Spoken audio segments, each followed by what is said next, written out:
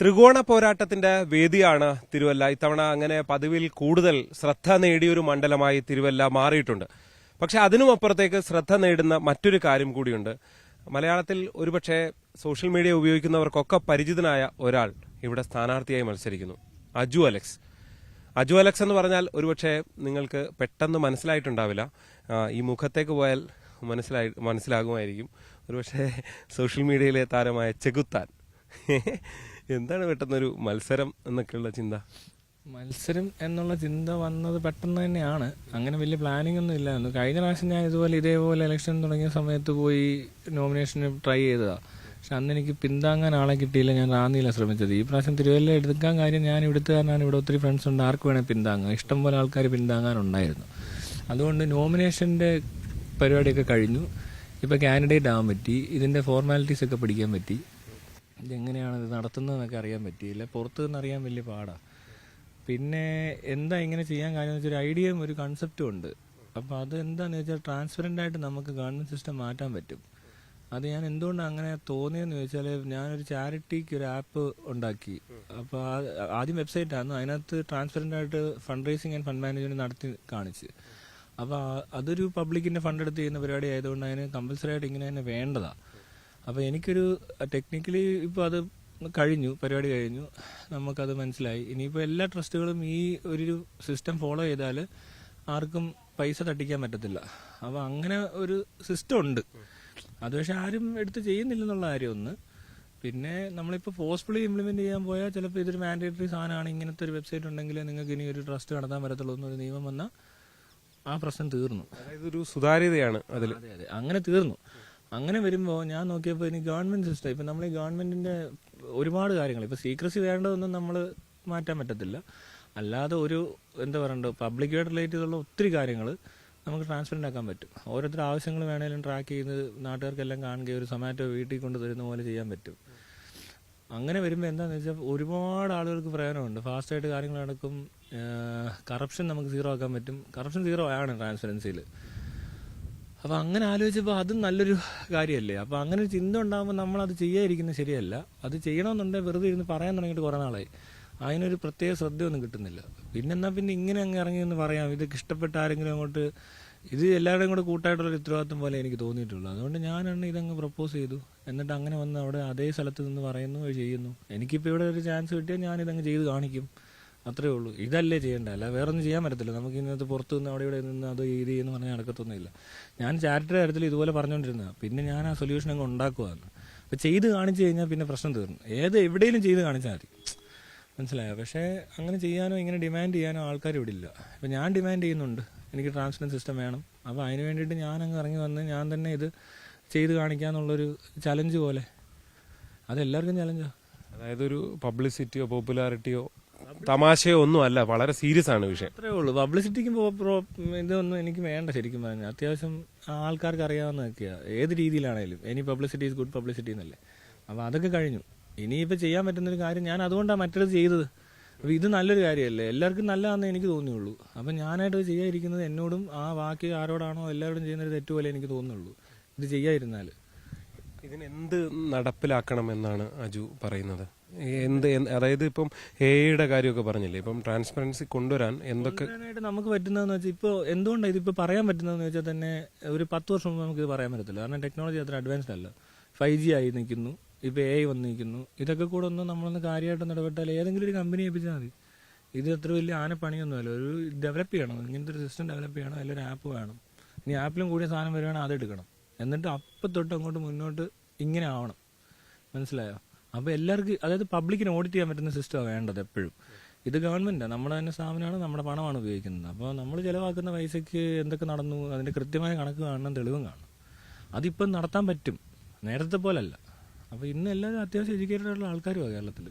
അവർക്ക് ഓഡിറ്റ് ചെയ്യാൻ പറ്റണം. കണക്ക് കൂട്ടം അറിയാവുന്നവർക്ക് മനസ്സിലാവുന്ന പരുവത്തിലായിരിക്കണം ഇതൊക്കെ ചെയ്യേണ്ടത്. അത്ര ഈസി ആയിട്ട് ചെയ്യാൻ പറ്റും ഓരോ കാര്യങ്ങളും. മത്സരിക്കുക എന്നുള്ളത് ഒറ്റയ്ക്ക് മനസ്സിൽ വന്നൊരു ചിന്തയായിരുന്നു. എങ്ങനെയാണ് അതിൽ? ഞാൻ പറഞ്ഞില്ല, ഞാൻ കഴിഞ്ഞ പ്രാവശ്യം ഇതേപോലെ ശ്രമിച്ചതാണ്. അന്നും എനിക്ക് കൺസെപ്റ്റ് ഒക്കെ ഉണ്ട്. പക്ഷെ അന്ന് ഇത്രയും നമ്മൾ ഇതാവുമെന്ന് വിചാരിച്ചില്ല. ഇപ്പം 5 വർഷത്തിനിടയിലാണല്ലോ ഭയങ്കര അഡ്വാൻസ്മെന്റ് ഉണ്ടായില്ലേ. അപ്പോൾ ഇത് കുറച്ചുകൂടി ഈസിയായി. ഇപ്പോൾ നമുക്ക് വേണമെങ്കിൽ ഒരു 2 വർഷത്തെ പ്രൊജക്റ്റേ കാണത്തുള്ളൂ ഇത് ഈ പരിപാടികളിൽ ഒരുപാട് ഓഫീസുകൾ നമുക്ക് വേണമെങ്കിൽ അങ്ങനെ പുറത്ത് കാണിച്ച് ചെയ്യാൻ പറ്റും. അങ്ങനെ വന്നാൽ 100% ഇത് വരുന്നത്. ഇത് എന്താ പറയുക, കറപ്ഷൻ സീറോ ആവും. ഈ അനാസ്ഥ എന്ന് പറയുന്ന സാധനങ്ങൾ പോലും നടക്കത്തില്ല. കാരണം ആർക്കും ഒരു ഡിലേ ചെയ്യാൻ പറ്റത്തില്ല, ടൈം ടു ടൈം ചെയ്തുകൊണ്ടിരിക്കണം. പിന്നെ ഇപ്പോൾ ഞാൻ ഇവിടെ KSRTC ബസ് എത്ര ഉണ്ടെന്ന് ചോദിച്ചിട്ട് ആർക്കും അറിയത്തില്ല, പൊതുജനത്തിന് അറിയത്തില്ല. നമ്മുടെ പൈസയ്ക്ക് കുറേ സാധനം മേടിക്കാൻ ഒരാൾ ഏർപ്പാടാക്കിയിട്ട് അവർ എത്ര എണ്ണം മേടിച്ചെന്ന് അറിയത്തില്ലെന്ന് പറയുന്നത് പൊതുജനം എന്ത് ജനോ. അതുകൊണ്ട് ഇത് നഷ്ടത്തിലാണെന്ന് പറഞ്ഞപ്പോൾ എങ്ങനെ വിശ്വസിക്കുന്നത്? എങ്ങനെ ഈ നഷ്ടത്തിലാകുന്നു നമ്മളെന്തിനാ വിശ്വസിക്കുന്നത്? അതായാലും മുക്കിയതാണെങ്കിലോ? അങ്ങനെയൊക്കെ ചിന്തിക്കാനേ പറ്റത്തുള്ളൂ. അല്ലാതെ ഇത് പറയുന്ന കാര്യങ്ങൾ കണക്കില്ല, അല്ലെങ്കിൽ അതിന് വേണ്ടത്ര തെളിവുകൾ അപ്പം കിട്ടണം. അല്ലാതെ പിന്നെ ഒരു 10 ദിവസം കഴിഞ്ഞ് വരുന്നതിനകത്ത് എന്താണല്ലോ ഒരു തട്ടിപ്പ്. ക്ലിക്കിലെല്ലാം ക്ലിക്ക് എന്നല്ല, നമ്മൾ എവിടെ ക്ലിക്ക് ചെയ്താലും അതിന്റെ റിപ്പോർട്ട് കാണണം. നമുക്കിപ്പോൾ ഏത് ഡിപ്പാർട്ട്മെന്റ് ആയിക്കോട്ടെ, ട്രാൻസ്പെറന്റ് ആക്കി വെച്ചേക്കുന്നിടത്ത് നോക്കുമ്പോൾ അതായത് റിപ്പോർട്ട് കാണണം. പിന്നെ ഞാൻ വേണേ ഒരു ഒരു ഒരു എന്താ പറയണ്ടേ, സിമ്പിളായിട്ട് വേറെ കാര്യം പറയാം. നമ്മുടെ ഈ സിസ്റ്റം വരുമ്പോൾ ഉള്ള പ്രത്യേകത, നിങ്ങൾക്ക് ഓരോരുത്തർക്കും ചിലപ്പോൾ എന്തെങ്കിലും ഒരു തെറ്റോ കുറ്റോ എന്തെങ്കിലും ചൂണ്ടിക്കാണിക്കണമെന്നോ കറക്റ്റ് ചെയ്യണമെന്ന് തോന്നിയിട്ടുണ്ടാകും. പക്ഷെ അതൊരിക്കലും നടന്നിട്ടില്ല. സാധാരണക്കാരനത് നടക്കത്തേ ഇല്ല. അതേസമയം ഇങ്ങനൊരു സിസ്റ്റം വരുമ്പോൾ നമ്മൾ റോഡ് കുഴിയാവുമെന്ന് ഞാൻ പറയത്തില്ല, കാരണം ക്വാളിറ്റി എന്താണെങ്കിലും നന്നായിട്ടുണ്ട്. പിന്നെ ഇപ്പോൾ ഒരു ആക്സിഡന്റ് ആണെന്ന് വിചാരിക്കും, ഒരു വണ്ടി വന്ന് ഇടിച്ചൊരു പോസ്റ്റ് വരച്ചാൽ അത് അവിടെ ഹൈലൈറ്റ് ആവും. അവിടെ നിൽക്കുന്ന ആരെടുത്ത് അപ്ഡേറ്റ് ചെയ്താലും അത്ര നേരം കൊണ്ട് ഈ സാറിന് KSEB ആരാണോ കൺസേൺ ഡിപ്പാർട്ട്മെന്റ് അവരത് കറക്റ്റ് ചെയ്യുന്നിടം വരെ നമുക്ക് ഫോളോ അപ്പ് ചെയ്യണം. അത് നമ്മുടെ ഫോണിൽ തന്നെ കാണുവാണെങ്കിൽ അത്ര നന്നായി. എല്ലാവരും അറിയുന്നുണ്ട്, എല്ലാവരും പെട്ടെന്ന് ഈ കാര്യങ്ങൾ ചെയ്യുന്നുണ്ട്. ഒരു ജോലിക്കൊരു സമയമുണ്ട്, അതിനുള്ളിൽ അത് തീർക്കുക എന്നുള്ളതാണ് ആദ്യത്തെ സാധനം. ഈ ഇടയ്ക്ക് ഈ സർക്കാർ വന്നപ്പോൾ മുഹമ്മദ് റിയാസ് അങ്ങനെ ഒരു ആപ്പ് ഉണ്ടാക്കി. ഇപ്പോൾ റോഡിന്റെ കുഴിയുടെ കാര്യം മാത്രം പറഞ്ഞാൽ കുഴി എവിടെയുണ്ടോ നിങ്ങൾക്ക് പടമെടുത്ത് അപ്ലോഡ് ചെയ്യാന്നൊക്കെ പറഞ്ഞിരുന്നു. അതൊക്കെ ഞാൻ പറഞ്ഞില്ല, അതൊരു സാധാരണക്കാരന് ഫോളോ അപ്പ് ചെയ്യാൻ പറ്റത്തില്ല. നിങ്ങൾക്ക് അതിന്റെ പ്രൊജക്ടിന് എത്ര കോസ്റ്റ് ആയെന്ന് അറിയാൻ പറ്റത്തില്ല. ഇവിടുത്തെ ഒരു കൊട്ടേഷനും കോൺട്രാക്റ്റും കൺസ്ട്രക്ഷൻ അടക്കം തൊട്ട് അവിടെ വരെയുള്ള സ്ഥലത്തും അഴിമതി നടക്കുന്നുണ്ട്. കാരണം ഏറ്റവും അങ്ങേറ്റത്ത് നിൽക്കുന്നിടത്ത് ഒരു 5 കട്ടയെങ്കിലും അടിച്ചുകൊണ്ട് പോകും എന്ന് പറഞ്ഞതാണ് ഈ നാടിന്റെ അവസ്ഥ. ഇപ്പോൾ പച്ചക്കറിയിൽ വിഷം വരുന്നു, അത് എന്ന് നമ്മൾ അവസാനം ആശുപത്രിയിലെത്തുമ്പോൾ അവിടെ അവരൊന്ന് വെട്ടിക്കിട്ടുന്നു. ഇതൊരു ലൂപ്പിൽ പെട്ടേക്കുക, കറപ്ഷന്റെ ലൂപ്പാ. എല്ലാവരും കറപ്റ്റഡ് ആണെന്നുള്ളതല്ലേ എനിക്കും ഉണ്ടാവും. അപ്പം നമ്മൾ വ്യക്തികളെ വിശ്വസിക്കുകയോ അല്ലെങ്കിൽ അങ്ങനെ ഒരാൾ പറയുന്നതുകൊണ്ടോ ചെയ്യേണ്ട കാര്യമല്ല ഇത്. അതുകൊണ്ട് തന്നെ ഞാൻ ഈ പറഞ്ഞ സാധനമായിട്ട് ഇറങ്ങി വന്ന് എന്നെ വിശ്വസിക്കണം, എനിക്ക് വോട്ട് ചെയ്യണം, അതൊന്നുമല്ല. ഈ ഒരു രീതിയിൽ ഒരു സിസ്റ്റമാറ്റിക് ചേഞ്ച് വരുമ്പോഴേ ഈ പറഞ്ഞ സാധനമൊക്കെ നിൽക്കത്തുള്ളൂ. അല്ലാതെ ഒരു ആളെ വിശ്വസിച്ചിരുന്നു കഴിഞ്ഞാൽ എനിക്ക് ചിലപ്പോൾ നാളെ എൻ്റെ കിളി അങ്ങ് പോയി, ഞാൻ എന്തോ തലയിൽ വെള്ളയ്ക്ക വീഴുവോ എല്ലാം സംഭവിച്ചു കഴിഞ്ഞാൽ ഇവർ ഈ പറഞ്ഞ പോലെ ഇവർ പിന്നെയും ഞാൻ പറയുന്നത് വിശ്വസിക്കും. ഇല്ല, അങ്ങനെ പറ്റുന്നുണ്ട് ഇവിടെ. ആദ്യം വന്നപ്പോൾ എല്ലാവരും നല്ലവരൊക്കെയായിരുന്നു, പക്ഷെ കുറച്ച് കഴിയുമ്പോഴത്തേന് കറപ്റ്റഡ് ആവുന്നു, കോടീശ്വരന്മാരാവുന്നു. ഇവരുടെ സാലറി വെച്ചിട്ട് നോക്കുമ്പോൾ എനിക്കറിയത്തില്ല ഈ മന്ത്രിമാർക്ക് കമ്മീഷൻ കിട്ടുന്ന എന്തൊരു സ്കീം ഉണ്ടോ എന്ന്. അതൊന്നുമില്ല. പക്ഷെ ഇവരെല്ലാം കോടീശ്വരന്മാരുടെ, ഇവിടെ സ്വത്തെല്ലാം അങ്ങ് കൂടുക. അങ്ങനെ വരുമ്പോൾ തന്നെ അറിയാമല്ലോ അത് പോയി. പിന്നെ അഴിമതി എന്ന് പറഞ്ഞ രീതിക്ക് കണക്ക് കൂട്ടി നോക്കി, ഇതുവരെയുള്ള കോഴ അഴിമതിയും കണക്കെടുത്ത് നോക്കിയ കോടികളാണ്. ഞാൻ ആ കോടി സേവ് ചെയ്യാനാണ് പറയുന്നത്. ഇവിടെ ഡെവലപ്മെന്റ് നടക്കുന്നില്ലെന്ന് ഞാൻ പറഞ്ഞിട്ടില്ല, ഡെവലപ്മെന്റ് ഒക്കെ നടക്കുന്നുണ്ട്. പക്ഷെ കുറച്ച് നഷ്ടം എൻ്റെ കൂട്ടത്തിൽ ഇവരുണ്ടാക്കുന്നുണ്ട്. ഈ പാലം പൊളിഞ്ഞു വീണു, അതെന്ത് അനാസ്ഥയാണ് ആ സാധനത്തിനകത്ത്. അങ്ങനെ പൊളിയരുത്. അല്ലെ എന്ത് കൺസ്ട്രക്ഷനൊക്കെ വളരെ മോശമാണ്. ഈ റോഡിന്റെ കാര്യത്തിലാണെങ്കിൽ ഈ പാലത്തിലൊക്കെ ഗുഡു ഗുഡു ഗുഡു ഗുഡു. ഇങ്ങനെ ലോകത്തൊട്ടൊന്നും പാലമില്ല. ഇത് പാലം പണി നിയമം കണ്ടിട്ടുണ്ട്, ഈ അറ്റത്ത് വരുമ്പോഴത്തേന് ചാട്ടമാണ്. അതൊക്കെ അവർ ചെയ്യുന്ന പണിയുടെ തെറ്റുകളാണ്. അത് ലോകത്തൊരിടത്തും ഇല്ല. അങ്ങനെ എവിടെ പോയാലും നമുക്ക് ഇങ്ങനത്തെ കാഴ്ച കാണാൻ പറ്റത്തില്ല. ഞാനും വിദേശത്തൊക്കെ ജോലി ചെയ്തു, യാത്ര ചെയ്തു, ഒരിടത്തും ഇങ്ങനത്തെ സിസ്റ്റം അല്ല. അവർക്ക് ബെറ്റർ ആണ് അവരുടെ ഗവൺമെന്റ് ഒക്കെ. പക്ഷെ നമ്മുടെ ഇവിടെ കറപ്റ്റഡ് ആയതുകൊണ്ട് അതിനൊരു സൊല്യൂഷൻ വേണം. ഇപ്പൊ ചാരിറ്റി എന്ന് പറയുന്ന സംഭവത്തിനകത്ത് ഇന്ത്യയിൽ ആദ്യമായിട്ട് ഇങ്ങനെ ആപ്പ് ആരെങ്കിലും ചെയ്യുന്നത്. ഇത് അമേരിക്ക വേണമെന്ന് വെച്ചാൽ അവിടെ അത് വേണ്ടാത്തതുകൊണ്ട് അവരത് ആലോചിക്കാത്ത, അവർക്ക് അത്രയും കറപ്ഷൻ ഉള്ളതായിട്ട് തോന്നുന്നില്ല. അവിടെ തട്ടിപ്പ് നടക്കുന്നതായിട്ട് കേട്ടില്ലായിരിക്കും. പക്ഷെ ഇവിടെ അതല്ല. ഇവിടെ ചാരിറ്റി എന്ന് പറഞ്ഞാൽ ഇറങ്ങി നടക്കുന്നതും കോടീശ്വരനാവുന്നു. മനസ്സിലായില്ലേ? അപ്പോൾ അവിടെ കറക്ഷൻ വേണം. ഇവിടെ ഗവൺമെന്റ് എന്ന് പറഞ്ഞാൽ ഇറങ്ങി നടക്കുന്നവർ അവരും കോടീശ്വരന്മാരാണ്. അപ്പോൾ അവിടെയും കറക്ഷൻ വേണം. അതുകൊണ്ടാണ് ഇങ്ങനത്തെ ലോക്കും ലൂപ്പ് ഹോൾസ് അടയ്ക്കലും ഈ ട്രാൻസ്പെറൻസിയും അങ്ങനത്തെ മാനേജ്മെന്റ് സിസ്റ്റം വേണം. പ്രചരണം ഒക്കെ എങ്ങനെയാണ്? പ്രചരണം ഇല്ല. ഞാനങ്ങനെ പ്രചരിപ്പിക്കുന്നത് ഇത് മാത്രമാണ്. അല്ലാതെ ഞാനെന്ന് പറഞ്ഞ ഒരാൾ ഇറങ്ങി ചെന്ന് എന്റെ പോസ്റ്ററോ പടമോ ഒന്നും കാണിക്കുന്നൊന്നുമില്ല. ഇതുപോലെ വോട്ട് ചോദിക്കുന്നില്ല, വോട്ട് ചോദിക്കത്തില്ല, വോട്ട് ചോദിക്കാൻ പാടില്ല ട്രാൻസ്പെറൻസിയിൽ. ഞാൻ പറയുന്ന സിസ്റ്റത്തിനകത്ത് ഇലക്ഷൻ ഇല്ലെന്നേ. നാളെ ഒരു ഇലക്ഷന്റെ ആവശ്യമില്ല. കാരണം ഞാൻ ഈക്വൽ പാർട്ടിസിപ്പേഷനും ഞാൻ പറഞ്ഞില്ല, ഇക്വാളിറ്റി ഏറ്റവും പോസിബിൾ ആകുന്നത് ട്രാൻസ്പെറൻസിയില്ല. അങ്ങനെ ചിന്തിച്ചു കഴിഞ്ഞാൽ നമ്മളെല്ലാവരും ഈക്വലാ. അപ്പോൾ അവിടെ ഒരു ലീഡർഷിപ്പിന്റെ ആവശ്യമൊന്നുമില്ല. എല്ലാവരും ഒരു ഡേറ്റ എൻട്രി ഓപ്പറേറ്റേഴ്സും മാനേജ്മെന്റ് ടീമും ഒക്കെ കാണത്തുള്ളൂ. ഈ പറയുമ്പോൾ അജുവിന്റെ വാക്കെടുത്താൽ ആളുകൾ ചിലപ്പോൾ ചോദിക്കുകയാണെങ്കിൽ പിന്നെ താനെന്തിനാ മത്സരിക്കുകയായിരിക്കും, ഇലക്ഷൻ ഇല്ല എന്ന് പറയും. അറിയാം, ഈ ഇലക്ഷൻ നിൽക്കുന്ന സമയത്ത് ഞാൻ അവിടെ എവിടെയെങ്കിലും പോയി അങ്ങ് ഇരുന്നിട്ട് പിന്നെ എന്നെ ഞാനിപ്പോൾ ഒരു മുഖ്യമന്ത്രിയാണെന്ന് വിചാരിക്കുക. പിന്നെ ആജീവനാകാലം മുഖ്യമന്ത്രി എന്ന് പൊസിഷൻ ഇല്ലെങ്കിൽ പിന്നെ എന്റെ വില എന്തുവാ? ഞാനും ഇല്ല. നമ്മൾ ഒരു സമൂഹം ഒന്നിച്ചുള്ളൊരു സാധനം ഇത്. എല്ലാവർക്കും അഭിപ്രായം പറയാനുണ്ട്, എല്ലാവർക്കും കറക്റ്റ് ചെയ്യാനുണ്ട്, എല്ലാവർക്കും പാർട്ടിസിപ്പേറ്റ് ചെയ്യാൻ ഒരുപാട് കാര്യങ്ങളുണ്ട്, റെസ്പോൺസിബിലിറ്റീസും ഉണ്ട്, എല്ലാവർക്കും ഉണ്ട്. അത് സെയിമാ. അപ്പൊ പിന്നെ പൊസിഷൻസ് ഒന്നും വലിയ ബാധകമാകത്തുന്നില്ല, എല്ലാവരും ഈക്വൽ തന്നെയാണ്.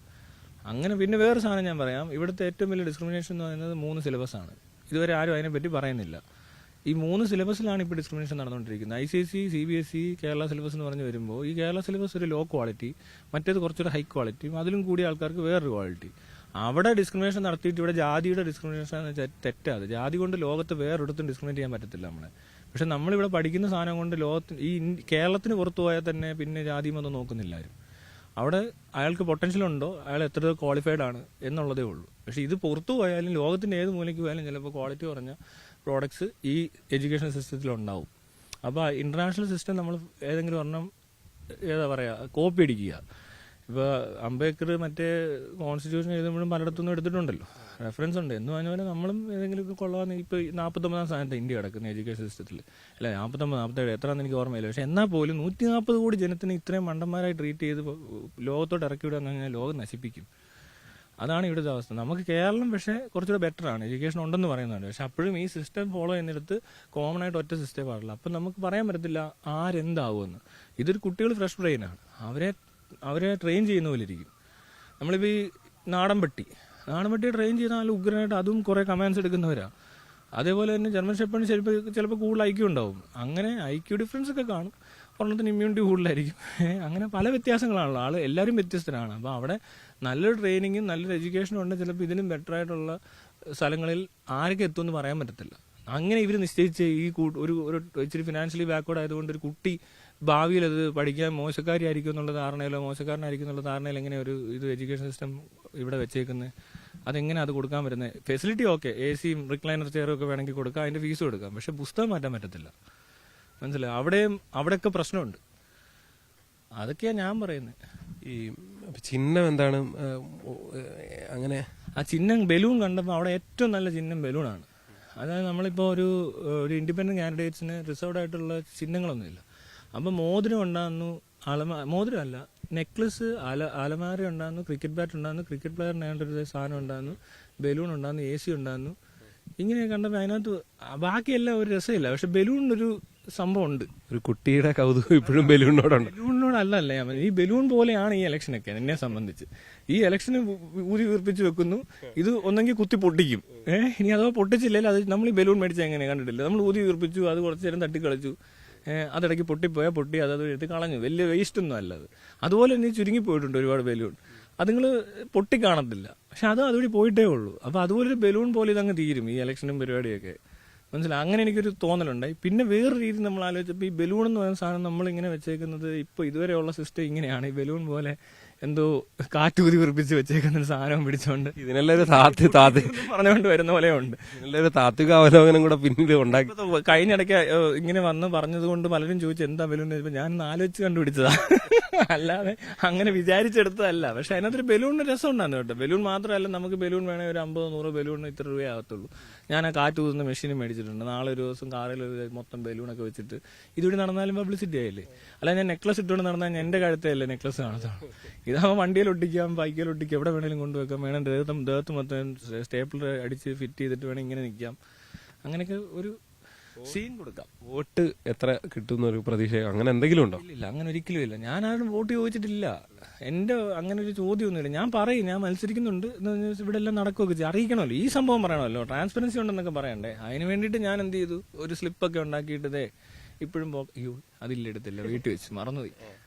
ആ സ്ലിപ്പ് എടുത്താൽ കൊടുക്കും. അതിങ്ങനെ വന്നോണ്ടാ എല്ലാം എടുത്തോണ്ട് ഇറങ്ങും. വണ്ടിക്കകത്തല്ലേ കാറിൽ അയച്ചേക്കുന്ന സ്ലിപ്പ് എടുത്ത് കൊടുക്കും.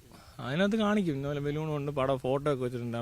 മറ്റേ ബോക്സല്ലേ, ബാലറ്റ് പെട്ടിയോ, ആ സാധനത്തെ കുത്തത്തില്ലേ EVM അവിടെ, ആ പടം കാണുമെന്നാണ് എനിക്ക് തോന്നുന്നത്. ആ സാധനത്തിന്റെ പടം ഉണ്ടാവും. അത് രണ്ടും കറക്റ്റായിട്ട് അത് തന്നെ വെച്ചിട്ടുണ്ട്. അവിടെ കൊടുത്ത് അതേ പടം തന്നെ വെച്ചു. ഞാൻ കണ്ടിട്ട് ഈ ആള് വന്ന ആളാണല്ലോ എന്ന് കരുതി കുത്തുവാണെങ്കിൽ കുത്തട്ടെ. അങ്ങനെ തിരുവല്ലയിൽ എങ്ങനെയുണ്ട് ഇലക്ഷൻ? സത്യം പറഞ്ഞാൽ ഞാൻ ഇതിനകത്തോട്ട് ഇറങ്ങിയൊന്നും പോകുന്നൊന്നും ഇല്ല. ഞാൻ എൻ്റെ ഈ കാര്യങ്ങൾ തന്നെ നടത്തുക എന്ന് പറഞ്ഞാൽ ഇവിടെ RDO ഒരു മീറ്റിംഗ് വിളിക്കും, കളക്ടർ ഒരു മീറ്റിംഗ് വിളിക്കും. 2 ദിവസം മീറ്റിങ്ങിന് പോയില്ലെന്ന് പറഞ്ഞാൽ നോട്ടീസ് കിട്ടി, അതേ ഞാൻ അതിൻ്റെ പുറകെ പോകും. പിന്നെ ഈ നമുക്ക് വീഡിയോ ഫോട്ടോസ് വെച്ചിട്ടും ഒക്കെ പോസ്റ്റ് ഇടണം, പിന്നെ ഒരു വീഡിയോ എഡിറ്റ് ചെയ്തുണ്ടാക്കണം, പാട്ടൊക്കെ ഉണ്ടാക്കിയിട്ടുണ്ട്. ഒരു പുതിയ അനുഭവമായിരിക്കും ഈ RDOമാരുടെ മീറ്റിംഗ്. അതൊക്കെ അവിടെ അവരുടെ കാര്യങ്ങൾ അവർ വൃത്തിക്ക് ചെയ്യുന്നുണ്ട്. പിന്നെ നമുക്ക് ഇവിടെ ഇരുന്നുകൊണ്ട് ഇതുപോലത്തെ പണികളൊക്കെ ഉള്ളു ചെയ്യാനായിട്ട്. ഞാൻ മൊത്തത്തിൽ ഇതിനകത്ത് കിടന്നുള്ള മെഴുകലേ ഉള്ളൂ, അല്ലാതെ പുറത്തിറങ്ങി ഇങ്ങനെ നടക്കുകയും അനൗൺസ്മെന്റ് പോലും ഇല്ല. ഈ അജുൻ മത്സരിക്കുന്ന മണ്ഡലം എന്ന് പറഞ്ഞാൽ വലിയ ഇന്നത്തെ ദിവസം ഭയങ്കര പ്രാധാന്യമുണ്ട്. പ്രധാനമന്ത്രി വന്നു പ്രചരണം നടത്തിയൊരു മണ്ഡലം. പ്രധാനമന്ത്രി വന്നിട്ട് പറഞ്ഞു ഇങ്ങനൊരു പോസ്റ്റ് ഞാൻ കണ്ടു, മലയാള മനോരമയുടെ ഒരു വാർത്ത എന്തോ വന്നിട്ടുണ്ട്. അത് കണ്ടപ്പോൾ എനിക്ക് മനസ്സിലായത് ഇത് കണ്ടോ, കേരളത്തിന്റെ വികസനം തിരുവല്ലയിൽ തുടങ്ങണമെന്ന്. പുള്ളി ഇത് അറിഞ്ഞിട്ടുണ്ട്. പുള്ളി അറിഞ്ഞിട്ടുണ്ട്. പുള്ളി അതാ പറഞ്ഞത്. എനിക്ക് തോന്നുന്നു അവിടെ എല്ലാം ഇത് ചെന്നിട്ടുണ്ട്. അപ്പൊ വികസനം തിരുവല്ലയിൽ തുടങ്ങണമെന്ന് പ്രധാനമന്ത്രി എന്ന് പറഞ്ഞിട്ടുണ്ട്. ഇവിടെ ആരായി ഇത്ര വെറൈറ്റി വേറെ പറഞ്ഞത്? മനസ്സിലായോ? ഇതിപ്പോ ആര് പറഞ്ഞാൽ എന്താ, നമ്മള് വേണ്ടി പ്രധാനമന്ത്രി വരെ എത്തി. തിരുവല്ലയിൽ എന്ന് പറയുമ്പോ കേരളത്തിൽ എങ്ങും ആരും ട്രാൻസ്പെറന്റ് ഗവൺമെന്റ് ഉണ്ടാക്കണം എന്ന് പറഞ്ഞിട്ടില്ല, ഇന്ത്യയെ പറഞ്ഞിട്ടില്ല. ഈ കോൺക്ലേവ് പോലെയുള്ള പുതിയ സംവിധാനമൊക്കെ ആയിട്ട് കേന്ദ്ര സർക്കാർ അടുത്ത കാലത്ത് വരികയൊക്കെ ചെയ്തിരുന്നു. ആണോ? എന്നാ അതായിരിക്കും പുള്ളിക്ക് കാര്യം മനസ്സിലായി. ഇവിടെ ഇങ്ങനെ എടുത്തിട്ടുണ്ട്, ഇവിടെ നിന്ന് തുടങ്ങാന്ന് അതാ ഉദ്ദേശിച്ചത്. അപ്പൊ അല്ലാതെ വേറെ ആരും ഇല്ല ഇവിടെ. ഇവിടെ നിന്നാൽ കേരളത്തിൽ എവിടെ എനിക്കൊരു കോമ്പറ്റീറ്ററെ ഞാൻ കാണുന്നില്ല. ഇങ്ങനെ ഒരു ഡെവലപ്മെന്റ് കൊണ്ടുവരാല്ല, ഇങ്ങനത്തെ ഒരു ചേഞ്ച്, ഒരു ബ്രേക്ക് വേണം. നമുക്ക് ആ ഒരൊറ്റ ബ്രേക്കേ ഉള്ളൂ കേട്ടോ. ഒന്ന് ബ്രേക്കായി നമ്മളിത് എക്സ്പോസ് ചെയ്ത് കഴിഞ്ഞാൽ അല്ലെങ്കിൽ ട്രാൻസ്ഫർ ആയി കഴിഞ്ഞാൽ പിന്നെ ഒരാൾക്ക് ഒന്ന് മറിഞ്ഞിരിക്കാൻ പറ്റത്തില്ല. അതുകൊണ്ടാണ് ഞാൻ പറഞ്ഞത് വേറൊരാളുടെ ഇത് വേണ്ട, ലീഡർഷിപ്പ് വേണ്ട ഇതിന്. മനസ്സിലായി? അതുകൊണ്ട് ഇതങ്ങ് നിന്ന് എല്ലാവരും ഒന്നിച്ചങ്ങ് നടത്തുന്നു. അപ്പൊ ഇത് ശരിക്കും മോഡി വരുമ്പോ എന്നെയാണ് ഉദ്ദേശിച്ചത്. അതെനിക്ക് മനസ്സിലായി. ഞാൻ അപ്പഴേ എടുത്ത് സേവ് ചെയ്ത് വെച്ചു. ഇനി ഇത് ഇത്രയും പറഞ്ഞിട്ട് മനസ്സിലായില്ലേ തിരുവല്ലക്കാരെ? ഓട്ടൊക്കെ ചെയ്താൽ മതി. അവര് ഇത്ര കാര്യങ്ങൾ നടന്നിട്ട് മോഡി ഇപ്പൊ ശരിയാ, വേറെ അവര് പാർട്ടിയും മറ്റു കാര്യങ്ങളൊക്കെ ആയിരിക്കും. പക്ഷെ എങ്കിലും തിരുവല്ലയിൽ തുടങ്ങണമെന്ന് പറഞ്ഞത് ഇതാണ്. കേരളത്തില് ഭരണമാറ്റം ഉണ്ടാവുമോ? എന്താണ് ഇത്തവണത്തെ? എനിക്ക് പറയാൻ പറ്റത്തില്ലെന്നേ. ഇതിപ്പോ ഭരണമാറ്റത്തിന്റെ സാധ്യത കുറവാണ്. അതൊന്നും തുടരാൻ എന്താ വെച്ചാൽ പല കാൻഡിഡേറ്റ്സും വീക്കാ. അപ്പൊ അതുകൊണ്ട് പഴയ ആളെ തന്നെ അങ്ങ് നമ്മൾ എന്താ വേറെ MLA-മാർക്ക് ഒരു സാധ്യത ഉണ്ട്. ഇവിടെ അങ്ങനെയൊക്കെ തന്നെയാ. പിന്നെ ഇവിടെ പല പരിപാടികളൊക്കെ ഇപ്പൊ മോഡിയൊക്കെ വന്ന് കാണിച്ചെങ്കിലും നമുക്ക് പറയാൻ പറ്റത്തില്ല. ഇതൊക്കെ കൂടെ കണ്ടു വല്ലവരും എല്ലാം ചെയ്താലായി. അല്ലെങ്കിൽ തമ്മിൽ ഭേദം നമുക്ക് നേരത്തെ അറിയാവുന്ന ആളാണ്, പുള്ളി നമുക്ക് പരിചയമുണ്ടെന്നൊക്കെ പറഞ്ഞ ആൾക്കാർ വോട്ട് ചെയ്ത് കളയും. പുതിയതായിട്ടൊന്നും ആവശ്യപ്പെടുന്നൊന്നും ഇല്ലാരും. ആളുകൾ അജുവിനെ തിരിച്ചറിയുന്നുണ്ടോ? ഇങ്ങനെ കാണുന്നൊക്കെ ഉണ്ട്. എല്ലാരും കയ്യെ കാണിക്കും ഇപ്പോ.